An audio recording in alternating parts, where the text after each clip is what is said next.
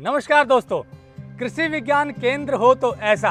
जी हाँ, मैं खड़ा हूँ झज्जर के कृषि विज्ञान केंद्र में। ये हरियाणा के जिले का कृषि विज्ञान केंद्र है और यहाँ वो सारी चीज़ हैं जो एक कृषि विज्ञान केंद्र में होनी चाहिए।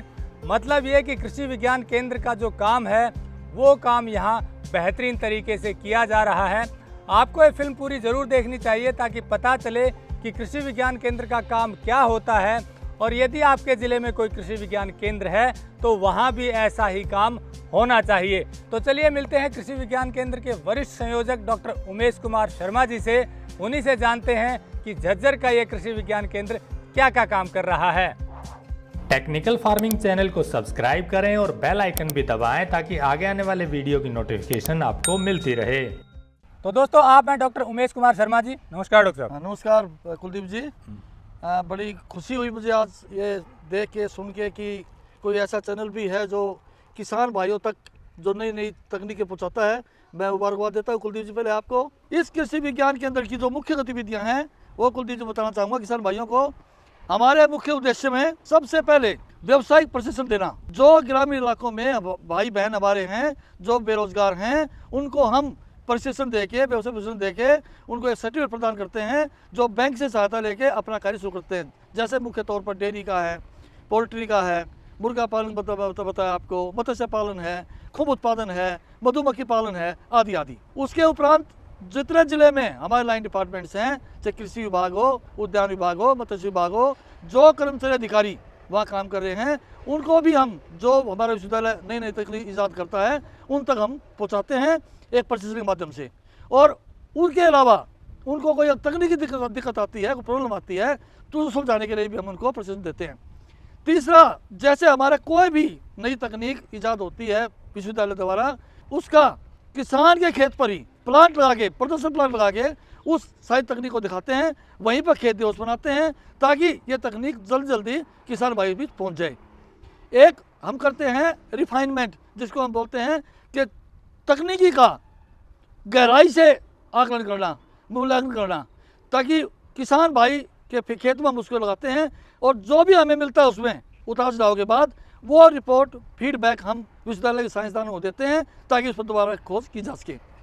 इसके अलावा किसान भाई की कोई भी समस्या आती है तो कृषि विज्ञान केंद्र में आके वो अपनी समस्या समाधान करते हैं। जैसे कोई कीड़े की हो, बीमारी की हो, खाद पानी की हो, किस्म जानने की हो, ये भी हम कार्य करते हैं। इस कृषि विज्ञान के जरिए ने हमारे आईसीआर की मदद से और हमारे विश्वविद्यालय के हमारे कुलपति महोदय की मदद से एक नया समन्वित कृषि प्रणाली मॉडल स्थापित कर दिया है। इस मॉडल के अंदर हमारा 14 प्रदर्शन यूनिट हम इकाई हमने लगाई हैं, जिसमें मुख्य रूप से हरियाणा देसी नस्ल की गाय पालना हमारे कृषि विज्ञान में लाइव है। कोई भी किसान भैया देख सकता है इसको। उसके उपरांत मत्स्य पालन हमारा लाइव यूनिट है, बकरी पालन हमारी जिंदा इकाई है।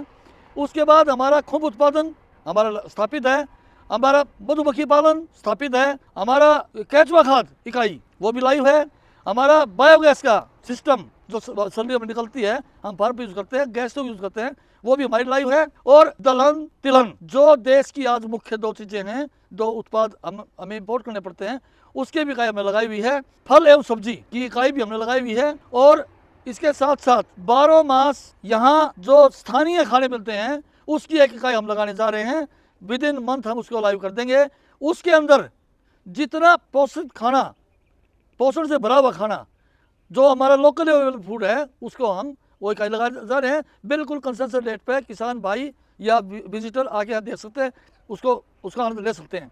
उसकी गुणवत्ता महत्ता को भी हमारे साइंसदान बताएंगे कि इसमें इतना प्रोटीन है, इतना मिनरल है, इतना कैल्शियम है, और इस मिश्रण से हमारे स्वास्थ्य की, हमारी भीतरी शक्ति, हमारी एंटीबॉडीज कैसे मजबूत रहती हैं। तो डॉक्टर साहब, जो आपने ये बताया कि 12 डेमो फार्म आपने लगाए हुए हैं, तो इसका उद्देश्य क्या है कि ये जो आपने अलग अलग, जैसे गाय की यूनिट है, बकरी की है, मछली पालन की है, केंचुआ खाद है, मधु पालन की है, तो क्या किसानों को जागरूक करने के लिए या कैसे, इसका लाभ किसान कैसे लेंगे? कुलदीप जी, इसमें एक है, आज हम ये कहते हैं किसान की आय दोगुनी करनी है।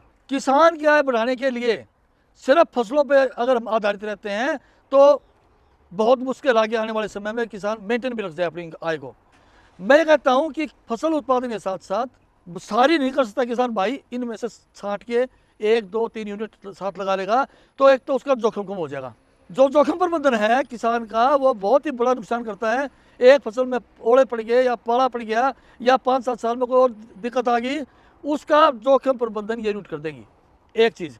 दूसरी चीज़, इनके समावेश से उसका शुद्ध लाभ बढ़ता है और उसका पूरा वर्ष उसके पास एक एटीएम उसके हाथ में रहता है। कभी कोई बकरी बिक रही है, कभी कोई मछली बिक रही है, कभी कोई गाय का बच्चा बिक रहा है, कभी दूध बिक रहा है। तो जो पैसे की दिक्कत किसान भाई के लिए है कि अब फसल में बिजाई के टाइम खर्चा आ गया, कोई बकरी का बच्चा बिक जाएगा, कोई मछली बिक जाएगी, तो 12 मास एक एटीएम उसके पास होगा। और ये हमारा दिखाने का मकसद ये है कि किसान भाई अपनी आय को बढ़ाए। यहाँ देखे, हमसे पूछे, हमारे साइंसदानों से पूछे कि भाई इसमें कैसे हम इसको पालन कर सकते हैं इतने सुनिश्चित और वैज्ञानिक तरीके से। इसके उद्देश्य से हमने ये यूनिट लगाई हुई है। तो दोस्तों, जैसा डॉक्टर साहब ने बताया, यहाँ पर किसानों की आय बढ़ाने के लिए डेमो फार्म लगाए हुए हैं। 12 तरह की अलग अलग चीज़ें हैं। किसान यहाँ आते हैं, देखते हैं। इनका उद्देश्य ये है कि एक इंटीग्रेटेड फार्मिंग को बढ़ावा मिले। जैसा इन्होंने बताया कि खाली 1-2 फसल लगाकर किसान की आय नहीं बढ़ सकती, समन्वित खेती करेंगे, अलग अलग चीज़ें लगाएंगे तो उनकी आय बढ़ेगी।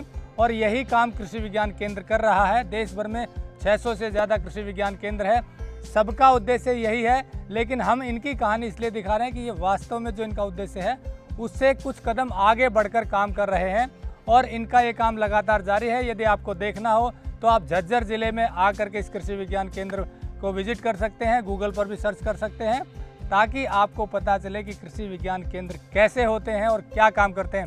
यहाँ की हम और भी स्टोरी आपको दिखाते रहेंगे, अलग अलग स्टोरी दिखाएंगे, जैसे गौ पालन में लाभ कैसे होता है, मछली पालन में कैसे होता है। हम इनकी और स्टोरी आपको दिखाते रहेंगे, क्योंकि डॉक्टर साहब एग्रीकल्चर इकोनॉमिस्ट हैं। एग्रीकल्चर में इकोनॉमी को वायबिलिटी कैसे लाई जाए, एग्रीकल्चर को लाभकारी कैसे बनाया जाए, इनकी इनमें सिद्धस्त है। उसका लाभ हम आगे भी लेंगे, इसीलिए जुड़े रहिए टेक्निकल फार्मिंग से। नमस्कार, जय हिंद। अगर आपको यह वीडियो पसंद आया है तो ज्यादा से ज्यादा लाइक और शेयर जरूर करें। साथ ही चैनल को सब्सक्राइब करना ना भूलें।